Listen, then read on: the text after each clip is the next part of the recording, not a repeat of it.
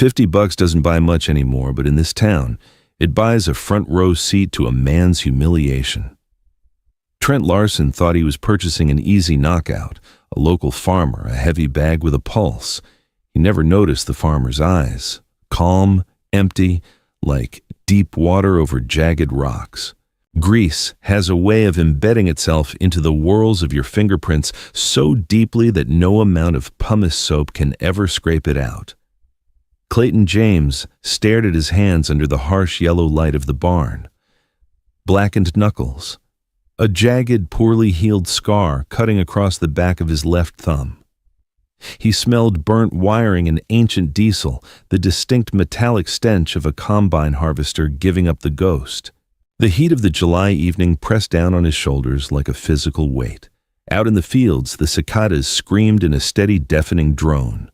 Clayton dragged a rag over his hands, doing nothing but moving the grease around. The alternator was shot, sizzled into a useless lump of copper and iron. A replacement was $500. He had $83 in his checking account, a mortgage payment due on the first and 30 acres of winter wheat that wouldn't harvest itself. He didn't want to go to town. He wanted to sit on his porch, drink a cheap domestic beer, and let the quiet ringing in his ears, a parting gift from a mortar shell in Ramadi 12 years ago, lull him to sleep. But the wheat didn't care about his fatigue. 30 minutes later, Clayton's rusted Ford truck crunched onto the gravel lot of the Iron Horse Tavern. It wasn't a tavern. It was a corrugated steel pole barn sitting on the county line, reeking of stale cigarette smoke, spilled draft beer, and the sour tang of nervous sweat. On Friday nights, Russell Cobb cleared away the pool tables. Rusty, a man whose gut hung over his belt like a sack of wet laundry, ran an unsanctioned bare-knuckle adjacent fight club for the local farmhand. Off-duty deputies and anyone stupid enough to think they had a chin. Clayton walked through the heavy wooden doors. The air conditioning was broken, replaced by two massive industrial fans that just circulated the humid, swampy air.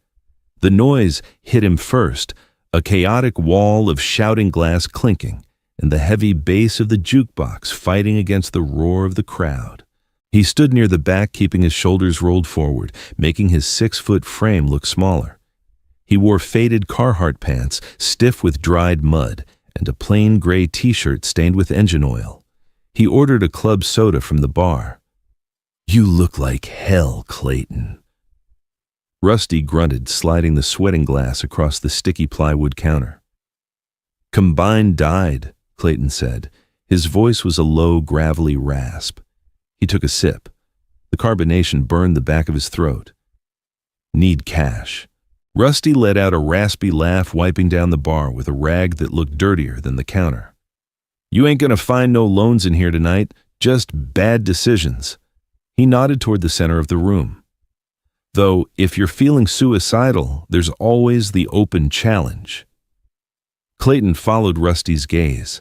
In the center of the makeshift ring, a 20 by 20 square of interlocking foam mats held together by duct tape, stood Trent Larson. Trent was 24, aggressively tanned, and smelled violently of aerosol body spray. He wore black board shorts and tightly wrapped hand tape. He was bouncing on his toes, throwing lightning-fast jabs at the empty air. A sharp snap-snap echoed as his punches broke the stagnant air. Trent ran a martial arts gym 2 towns over. He had 3 amateur MMA, belts, a tribal tattoo wrapping around his bicep, and the kind of loud, unearned confidence that made Clayton's stomach physically churn, not with fear, with a bone-deep exhaustion. 3 minutes, Trent shouted to the crowd, his voice cracking slightly with adrenaline. "Anyone lasts 3 minutes, you walk away with $500 cash. No gloves, submission or knockout." Trent wasn't fighting for the money. He was fighting for the dopamine hit of watching someone lesser fold under his hands. Clayton watched him throw a spinning hook kick. It was technically perfect, beautiful even. The crowd of mechanics and mill workers collectively oohed. Clayton stared at Trent's feet. They were clean, uncalloused. The feet of a man who fought on padded mats under bright fluorescent lights, with a referee standing by to make sure nobody actually died. $500, Clayton muttered, staring into his club soda. "Don't do it, James," Rusty warned, his tone dropping the jovial bartender act.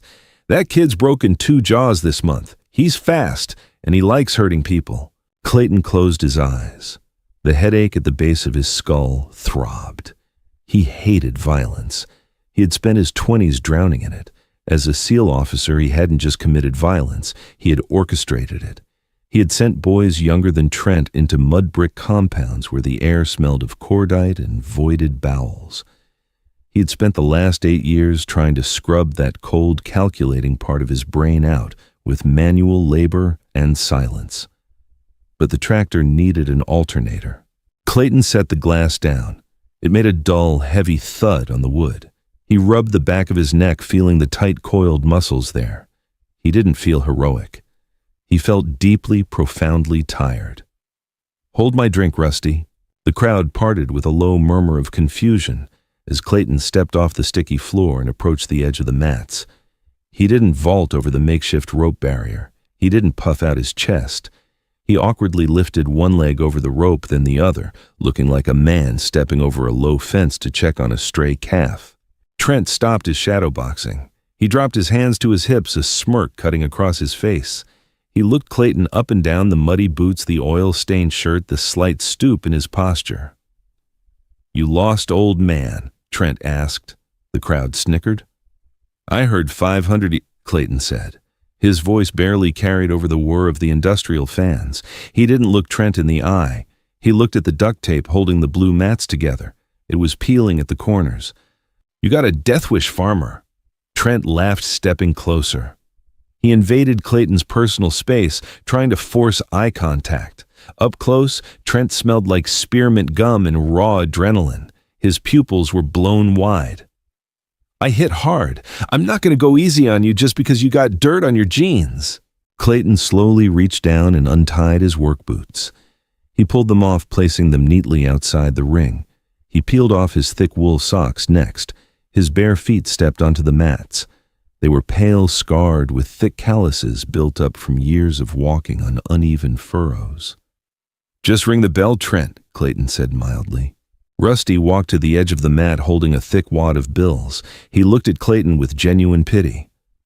"All right, 3 minutes. You go limp, you tap, or you don't get up, it's over. No eye gouging, no biting." "Easy money," Trent announced to the room, raising his taped hands. He bounced from foot to foot, his breathing hissing through his teeth in sharp, rhythmic bursts. "Tss, tss, tss." Rusty chopped his hand down. Trent closed the distance instantly. He didn't respect Clayton, which meant he didn't bother with a feeler jab. He threw a heavy looping overhand right, aiming to end it in 3 seconds. Clayton didn't slip with the graceful fluidity of a boxer. He simply hunched his shoulders and tucked his chin, a brutal, pragmatic movement. Trent's fist crashed into Clayton's forehead, the thickest, hardest bone in the human skull. A sickening crack echoed. Trent winced, stumbling back a half step, shaking his right hand. He had aimed for the jaw and hit solid bone. Clayton felt a flash of white light behind his eyes. A dull, sickening wave of nausea rolled through his stomach. It hurt badly. He wasn't invincible. He was 38 years old. His knees ached from the damp and his lower back was a constant knot of pain. He tasted the sharp metallic tang of blood where he had bitten the inside of his cheek. "Stay small," a cold, dead voice whispered in his mind. The voice he hadn't heard since the dusty streets of Al-Anbar. Let him work. Watch his hips. Trent, angered by his own mistake, unleashed a flurry. A jab snapped Clayton's head back. A vicious low kick slammed into Clayton's left thigh. The sound of flesh on flesh, a wet, heavy thwack, made a woman in the front row gasp. Clayton stumbled, his leg buckling slightly. "Come on, dirt boy!" Trent spat, smelling blood. He threw a high roundhouse kick, aiming for Clayton's temple. Clayton's reaction was entirely devoid of grace. It was ugly, born of survival rather than sport. He didn't try to block the kick. He stepped into it. He lunged forward, closing the space before the leg could generate full momentum. Trent's shin slapped harmlessly against Clayton's ribs, wrapping around his back. With Trent balanced on one leg, his momentum compromised. Clayton just leaned his weight forward and shoved. It was a clumsy, heavy push. Trent crashed backward onto the foam mats, his breath leaving him in a loud oof. The crowd fell dead silent. The jukebox in the corner seemed to suddenly blare louder, a tinny country song mocking the tension. Trent scrambled to his feet, his face flushing crimson. The smirk was gone, replaced by a tight, furious grimace. He felt humiliated. A dirt-poor farmer had just dumped him on his back. Clayton stood exactly where he had been. He wiped a streak of blood from the corner of his mouth with the back of his greasy thumb. He looked at the red smear on his skin. He felt the heavy rhythmic thumping of his heart in his chest. He didn't want to be here.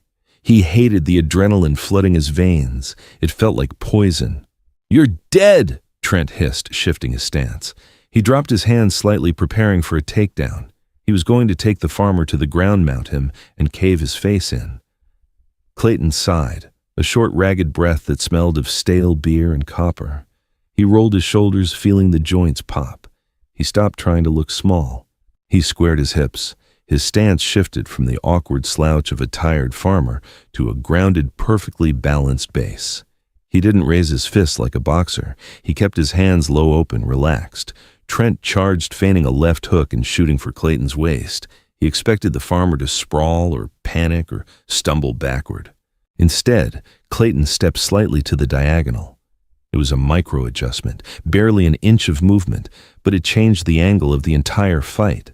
Trent was suddenly diving into empty air. As Trent's head dropped past Clayton's waist, Clayton didn't strike. He didn't need to. He simply placed his heavy, calloused hand on the back of Trent's neck, gripped the thick fabric of his board shorts with the other, and used Trent's own desperate momentum against him. With a sickening crash, Trent face-planted into the unyielding floor beneath the thin foam mat. Splinters of pain radiated up Clayton's arms from the sheer force of the redirection. Clayton stepped back his chest, heaving his left leg throbbing violently from the earlier kick. He looked down at the martial artist who was currently gasping for air, nose pressed into the duct tape. 2 minutes left, Clayton said quietly. Foam squeaked under Trent's palms as he pushed himself up from the mat. A thin, bright line of crimson leaked from his left nostril, tracking down his lip and dropping onto his bare chest. He wiped it away with the back of his taped hand, leaving a smeared red streak across his knuckles. He didn't look at the crowd anymore. The performance aspect of the fight had evaporated, replaced by a hot, ugly panic that he desperately tried to mask with rage. He had never been handled like that. He was used to guys who swung wild, guys who telegraphed their haymakers from the next zip code, guys who gassed out in 60 seconds. Clayton wasn't swinging. Clayton wasn't even breathing hard. He just stood there, his shoulders hunched, his bare feet gripping the peeling duct tape, watching Trent's hips with dull, tired eyes. "Lucky push!" Trent snarled, his voice tight. He stepped forward, abandoning the bouncy point karate stance. He adopted a tight Muay Thai guard hands, high elbows tucked, intending to walk the farmer down and chop his legs out from under him. Trent closed the distance with a hard, chopping low kick. This time, Clayton didn't step in. He lifted his lead leg, checking the kick perfectly. Bone cracked against bone. The sound was sharp, like a baseball bat striking a heavy wooden post.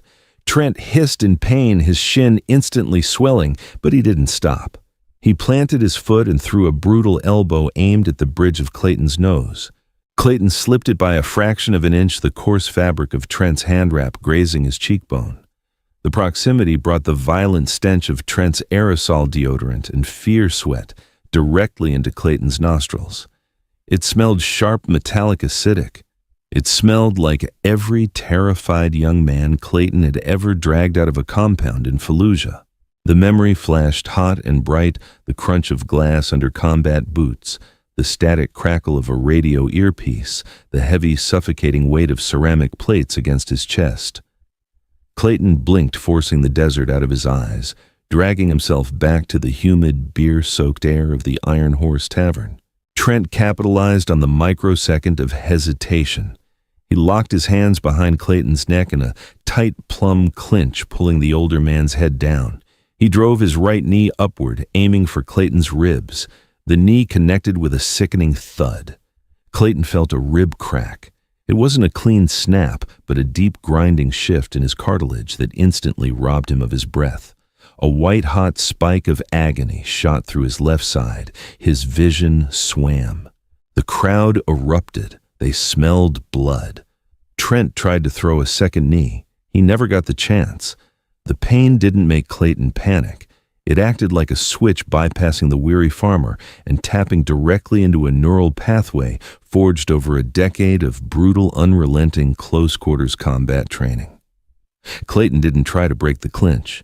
He didn't try to wrestle Trent away. Instead, Clayton drove his thumbs directly into the soft, vulnerable notch at the base of Trent's throat right above the collarbone.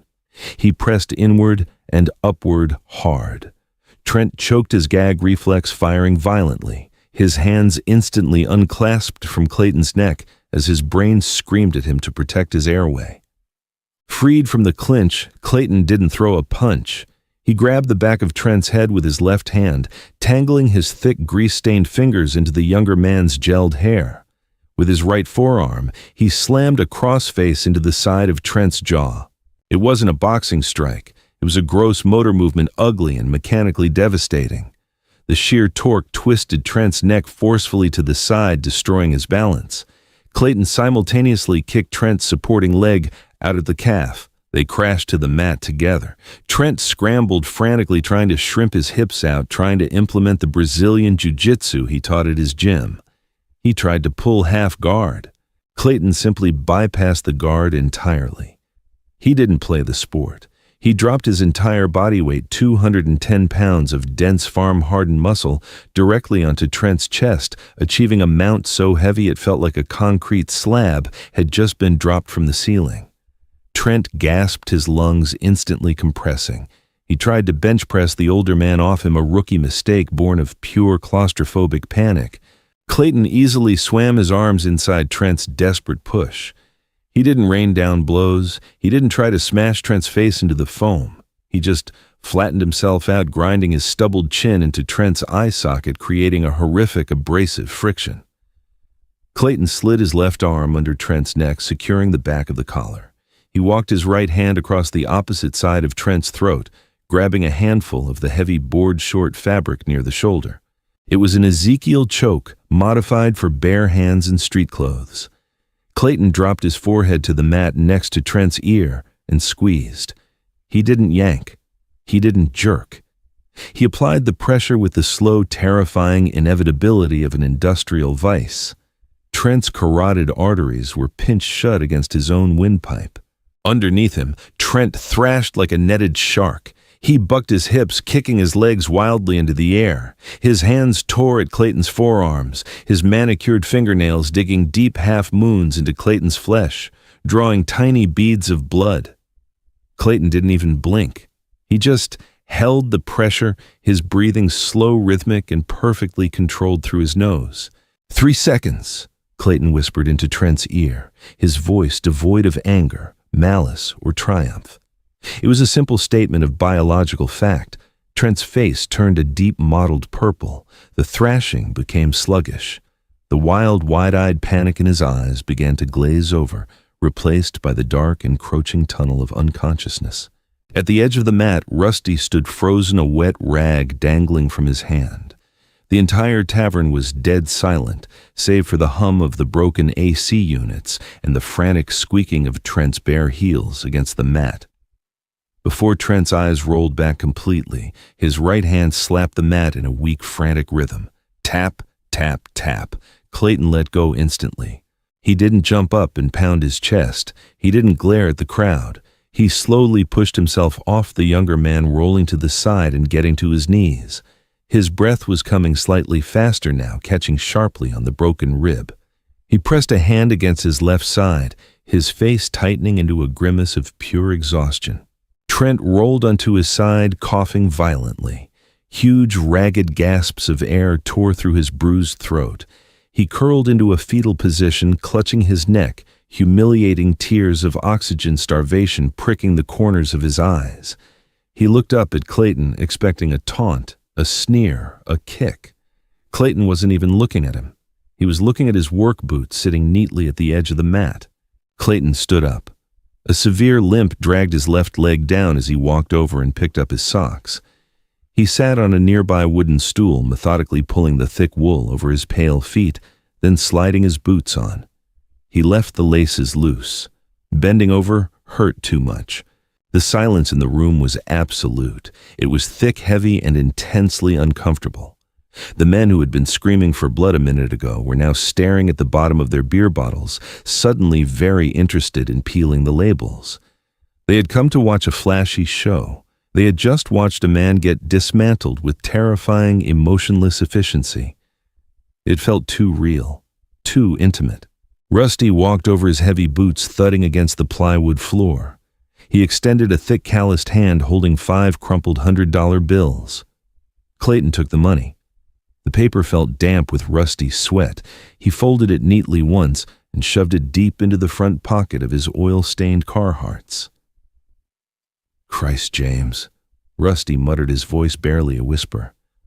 Where the hell did you learn to move like that? Clayton looked at the bartender. The dull headache at the base of his skull was roaring back to life, fueled by the receding adrenaline crash. His hands were beginning to tremor slightly, a physiological reaction he hated more than anything else. He gripped the edge of the stool to hide the shaking. Just wanted to get back to my truck, Rusty, Clayton said quietly. He stood up, favoring his bruised ribs, and began the long walk to the door. As he passed the ring, Trent was finally sitting up, rubbing his throat, his face flushed with a mixture of shame and lingering shock. Trent caught Clayton's eye.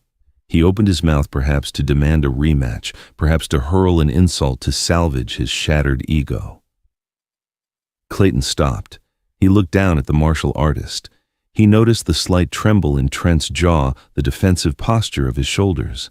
"Keep your chin tucked when you throw that overhand," Clayton rasped, his voice sounding like dry gravel.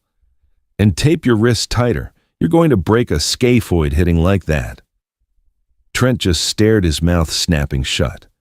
Clayton pushed through the heavy wooden doors and out into the suffocating July night. The oppressive heat felt almost welcoming after the icy tension inside the tavern. He walked across the gravel lot, the stones crunching loudly under his untied boots. He climbed into the cab of his Ford. It smelled like stale coffee dog hair and old dust.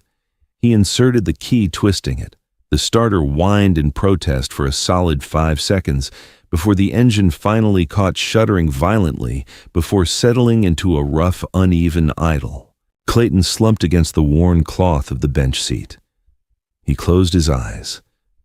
The adrenaline was entirely gone now, leaving behind a profound, aching void. His ribs screamed with every intake of breath. His right hand was swelling where it had collided with Trent's jaw. His leg felt like it had been hit by a pipe. He reached into his pocket and pulled out the wad of cash.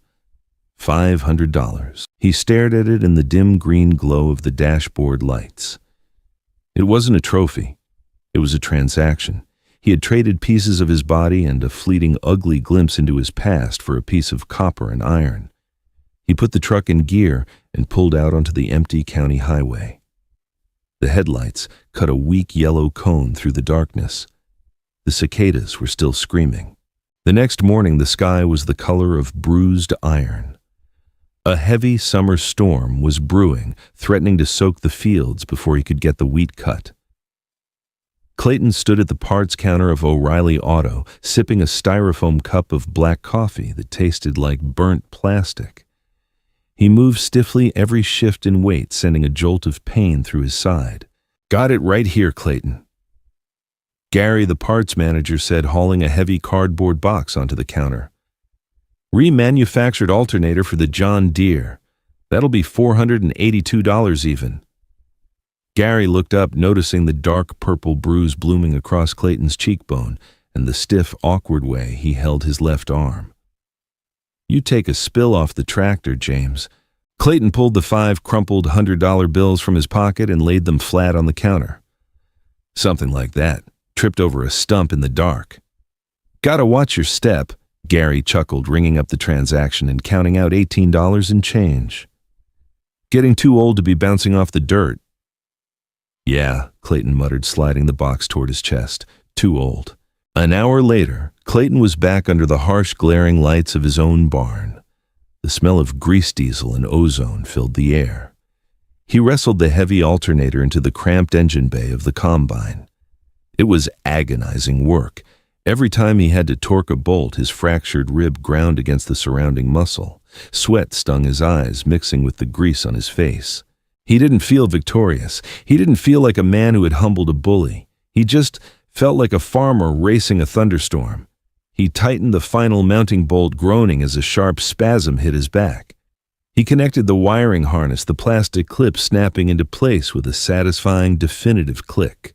Clayton wiped his hands on a greasy rag, leaving the black stains right where they had been yesterday.